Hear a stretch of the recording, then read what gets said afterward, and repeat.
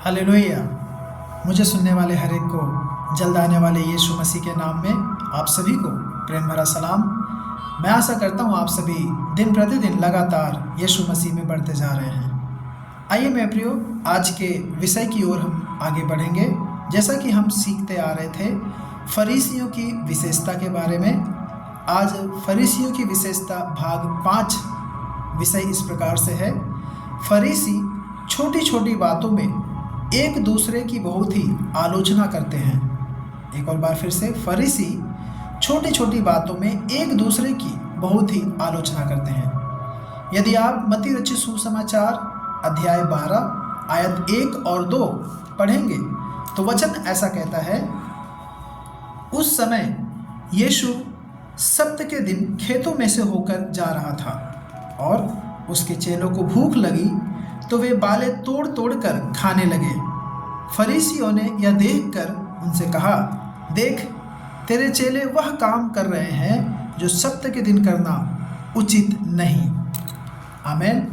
मेरे प्रियो, फरीसी जानते थे कि जब वे किसी के खेतों में चलते हैं तो व्यवस्था इजरायलियों को खाने के लिए अनाज तोड़ने की अनुमति देती है, परंतु उन्होंने यहाँ जो प्रश्न किया वह यह था कि चेले सब्त के दिन यह कार्य क्यों कर रहे थे।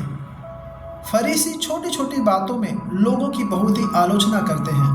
यदि आप मत्ती रचित सुसमाचार अध्याय 15 आयत 2 में आप पढ़ेंगे, उन्होंने यीशु से पूछा कि उनके चेले, जो यीशु के जो शिष्य हैं, वे अपने हाथ क्यों नहीं धोए, जैसे कि बड़े बुजुर्गों की परंपराओं द्वारा सिखाया जाता है। फरीसी हमेशा वे दूसरे विश्वासियों को देखते हैं कि किसी भी एक छोटी सी बातों में उनकी गलती निकालें।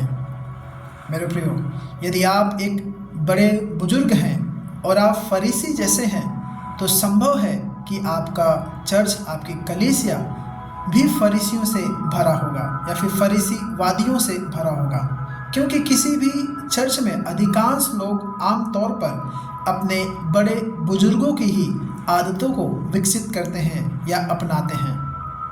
हम देखते हैं कि प्रकाशित वाक्य अध्याय 2 और 3 में यदि बड़े बुजुर्ग फरीसीवाद से मुक्त हैं तो संभव है कि उनके चर्च के अधिकांश लोग भी फरीसीवाद से मुक्त रहेंगे। इसलिए मैं हर एक विश्वासी से कहूँगा कि वे अपने चर्च के बुजुर्गों का अनुसरण ना करें, अगर वे एक कानूनी और फरीसी हैं तो। एक प्राचीन को अधीनता केवल चर्च के मामलों में अवश्य है, व्यक्तिगत मामलों में नहीं। कहने का मतलब यह है कि यदि वह यह घोषणा करता है कि रविवार की सभा सुबह 10 बजे से आरंभ होगी तो उसकी बात मानकर 10 बजे चले जाएं और बैठक में बैठें। जब वह गीत संख्या 45 की घोषणा करता है तो उसकी बात मानकर दूसरों के साथ शामिल हो जाएं और गीत संख्या 45 आप गाएं। जब वह मंडली को खड़े होने के लिए कहता है तो आप भी खड़े हो जाएं, और जब वह सबको बैठने को कहता है तो आप भी बैठ जाएं।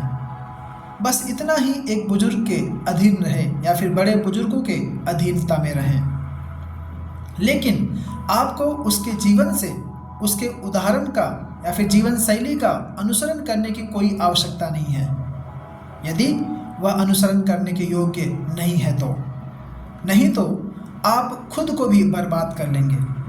आप स्वयं यीशु मसीह का अनुसरण करें और कभी भी किसी कानूनी फरीसीवादी प्राचीन का अनुसरण ना करें, चाहे वो कोई भी हो, भले ही वह आपकी संगति में सबसे वरिष्ठ, सबसे बुजुर्ग व्यक्ति ही क्यों ना हो। मेरे प्रियो, आपको अपने जीवन के अन्य क्षेत्रों में किसी न किसी प्राचीन के अधीन होना ही है।